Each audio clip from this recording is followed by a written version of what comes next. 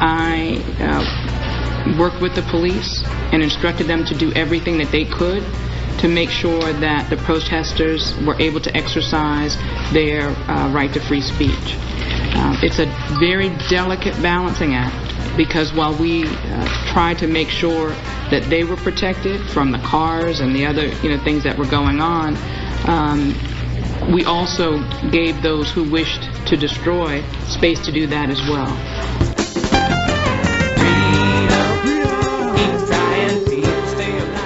Hey, follow me at DaveWeinbaum.com, on Twitter at TheDaveWeinbaum, and on Facebook. Yeah, Mitch, the donors are not happy. They've all left you. We've cut your oxygen off, Mitch. Okay?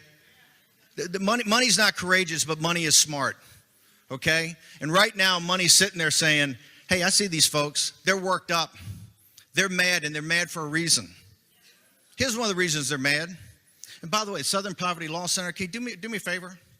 You talk about hate and everything like that. Why don't you go talk to your corporatist clients that give you all the money to run these folks down and ask them about the economic hate crimes they've been pulling on the working men and women of the United States of America? Why don't you answer for them? Why don't you answer for all the foundations of all these guys that put that money in, and let's look at their economic crimes.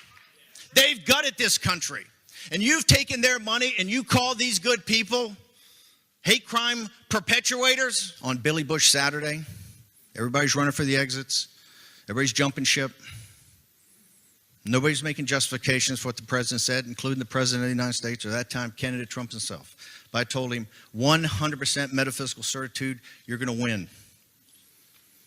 Because folks are looking for change in this country. They're looking to take their country back, and you're the vehicle and instrument that are going to do it. And they don't care about locker room talk, because we're going to bring to that debate the women that William Jefferson Clinton attacked and his wife covered for him. As Bob Corker has trashed the commander-in-chief of our armed forces while we have young men and women in harm's way, right? Well, he said he's leading them on a path to World War III, that he is not stable, that people have to keep him moderated, that it's an adult center, and they took the morning shift off.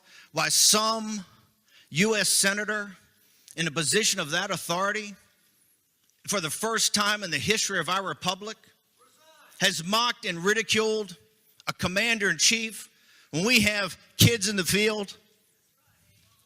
Have I seen Barrasso come to a stick and condemn that? Have I seen Deb Fisher come to a stick and condemn that? Have I seen Heller come to a stick and condemn that? You have not. And let me give a warning to you. Nobody can run and hide on this one. These folks are coming for you. The day of taking a few nice conservative votes and hiding is over. These folks are not rubes. These folks are not morons. These folks are not idiots. Okay? I'm a graduate. I'm actually an honors graduate of the Harvard Business School, and I worked at Goldman Sachs. And if you ask me if I would rather be governed by the first 100 people that walked into this conference today or the top 100 partners at Goldman Sachs, I would take the first 100 people every day of the week.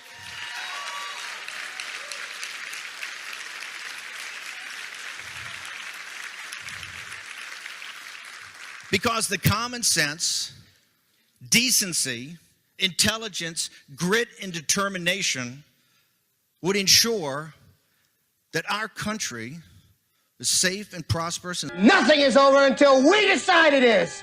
Was it over when the Germans bombed Pearl Harbor? Hell no! German? Forget it, he's rolling.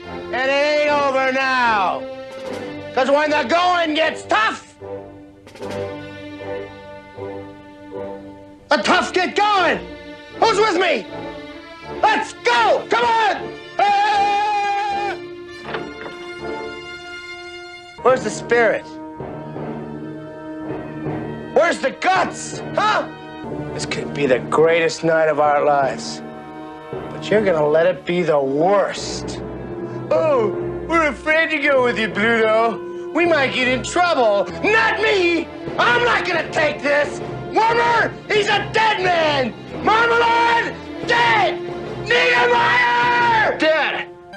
gotta take these bastards. We could fight them with conventional weapons. That could take years and cost millions of lives. No. No, in this case, I think we have to go all out. I think this situation absolutely requires a really futile and stupid gesture be done on somebody's part. We're just the guys to do it. Let's do it. Let's do it!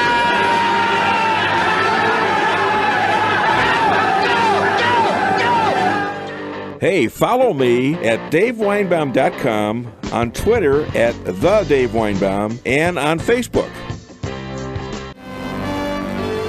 This is CNN, the Clown News Network. Earlier in the week, the NFL's fearless leader, Roger Goodell, gave us this piece of information. NFL Commissioner Roger Goodell has made it perfectly clear he wants players to stand when it comes to the national anthem. Yesterday, Goodell sent a letter to all of the team owners and executives. Quote, like many of our fans, we believe that everyone should stand for the national anthem. It is an important moment in our game. We want to honor our flag and our country, and our fans expect that of us. And here's what we ended up with. And a joint statement released by the league and the Players Association says, today owners and players had a productive meeting on how we can work together to promote positive social change and address inequality in our communities. Darius Butler from the Indianapolis Colts spoke just after that meeting. Will players continue to take a knee? I mean, that's going to come down to the individual. It's going to be an individual choice. And what did we learn from these meetings? Nothing! Absolutely nothing! Stupid! You're so stupid! Boy, have you lost your mind? Because I'll help you find it. That's all, folks.